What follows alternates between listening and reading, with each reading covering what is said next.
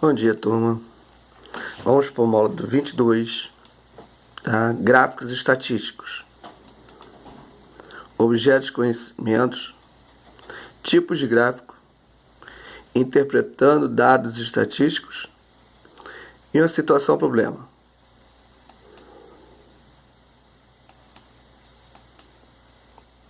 Vamos lá.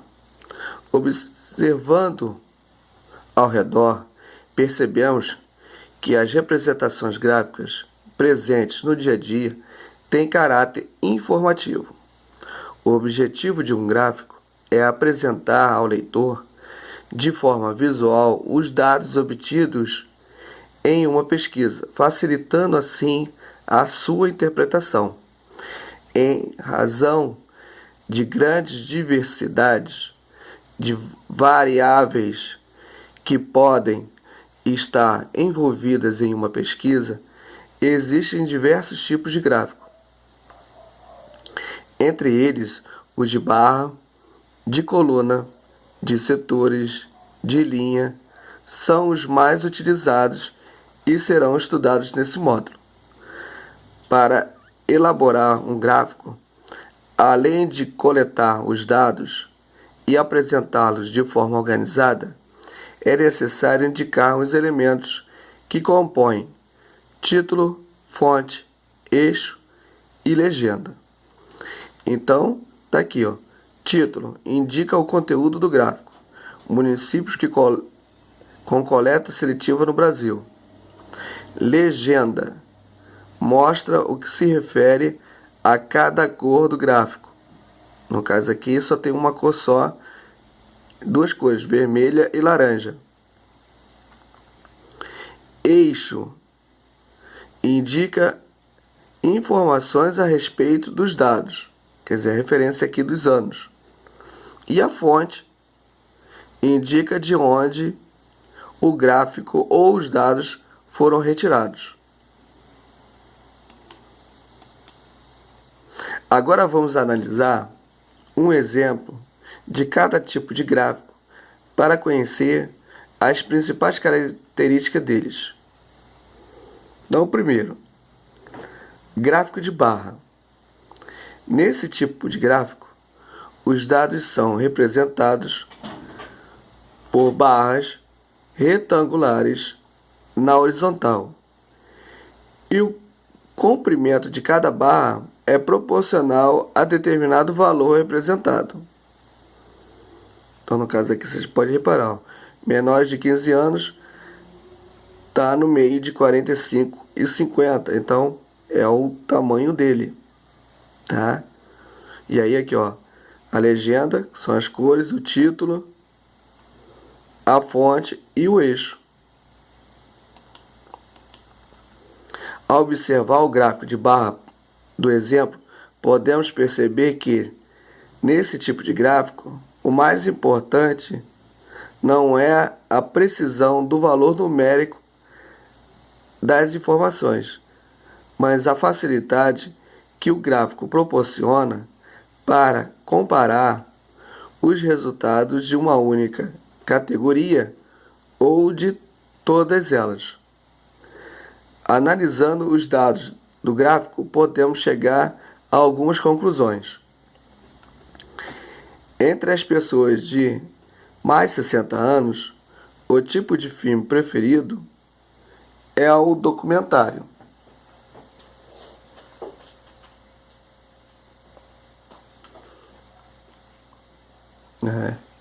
Das pessoas com idades de 15 e 30 anos, o número das que preferem comédia é o dobro das que preferem ação.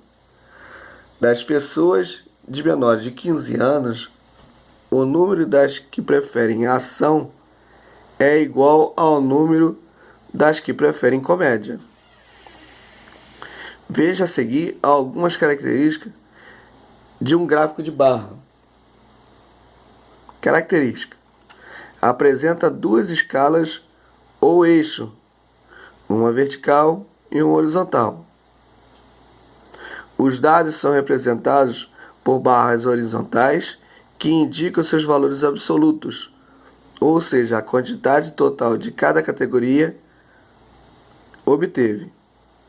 A largura das barras deve ser sempre a mesma e o comprimento varia conforme as informações numéricas. Os dados contemplam duas ou mais informações relacionadas. Elas são dispostas no eixos e criam-se legendas para diferenciar uma das outras. Para dispor os dados nas barras, seguimos sempre a mesma ordem. Facilita comparações entre as categorias. Então agora, gráfico de coluna. É um tipo de gráfico que possui barras retangulares na posição vertical. Então agora a gente vai ver as barras em pé. Nos gráficos, os dados geralmente não são divididos em categorias e as colunas são organizadas em uma ordem relacionada para análise.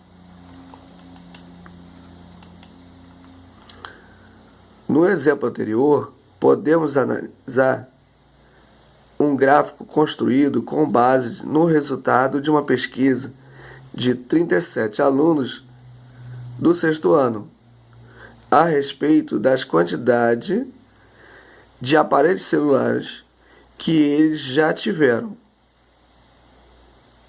Cada coluna indica uma resposta. Portanto, podemos concluir que 8 alunos tiveram apenas um celular, enquanto 5 alunos já tiveram mais de 4. Mais da metade dos alunos entrevistados tiveram mais de um celular. Características. Apresenta 2 eixos, vertical e horizontal. Os dados são representados por barras verticais, em geral acompanhadas de seus valores absolutos. A largura da barra deve ser sempre a mesma, ao passo que a altura varia conforme as informações numéricas. Geralmente, apresenta uma única categoria de informação. Gráfico de setores, também chamado com gráfico de pizza. É o gráfico de setores, consiste em um círculo dividido em fatias coloridas, isto é, em setores. Esse tipo de gráfico geralmente representa valores percentuais e de tamanho, e o tamanho de setor que corresponde a cada categoria tem relação direta com a sua representatividade, ou seja, quanto maior o valor quantitativo de sua categoria, maior será o setor que sua categoria ocupa no círculo.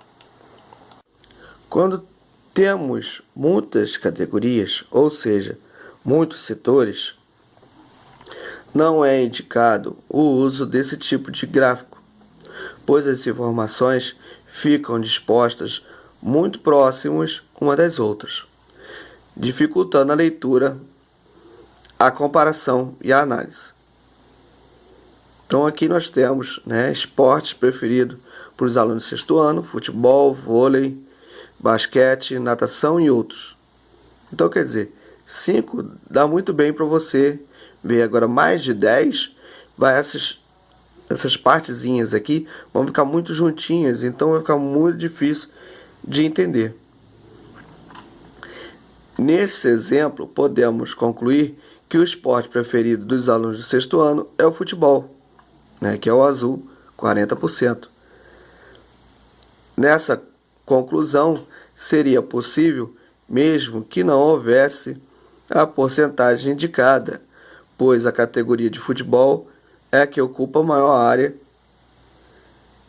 do círculo. Características: as informações são sempre dispostas de modo que se forme um gráfico de formato circular. A exposição dos dados é feita geralmente em valores percentuais. Nesse caso, a soma de todos os valores é 100%. Facilita a comparação entre as categorias, muitas vezes sem a necessidade de observar a porcentagem. Não é indicado para diversos em muitas divisões em muitas categorias. Gráfico de linha. Muitas vezes interessa-nos analisar a evolução de algumas informações ao longo do tempo. O gráfico ideal para essa situação é o gráfico de linha, provavelmente, pois já o viu em notícias sobre variação de valores do dólar ou em pesquisas eleitorais. Ao analisar o gráfico abaixo, podemos informar que o desmatamento cresceu no período de 2001 e 2003. Deu uma subidinha até 2003. E de 2003 a 2007 houve uma queda, a caída. E de 2009 a 2010, o desmatamento permaneceu praticamente constante. Na mesma linha, quase. Pouca coisa de diferença. Por isso que ele falou praticamente constante. O gráfico de linha não é adequado para comparar muitas informações de diferentes categorias, pois a linha pode ser cruzar muitas vezes dificultando a leitura. Na horizontal, característica. Na horizontal há uma escala relacionada ao tempo cronológico. Cada dado é representado por um ponto de gráfico. A linha do gráfico é contínua e liga um ponto até ao próximo ponto. Os valores dos dados geralmente são colocados próximo aos pontos que os representam. O fundo do gráfico, em geral, é pautado ou quadriculado para facilitar a visualização da evolução dos dados ao longo do tempo. Interpretando dados estatísticos. Marco coletou diversas informações em sites na internet a respeito da produção e do descarte de plástico. Muitas delas estavam sendo apresentadas por meio de diferentes gráficos. Desta forma, as informações ficam mais claras para serem compreendidas do que se estivessem em um texto.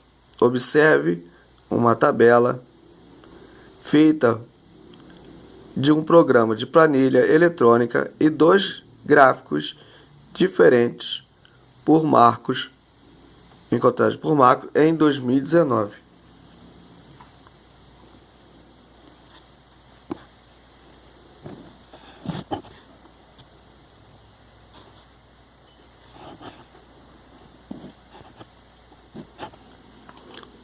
Então, vamos lá.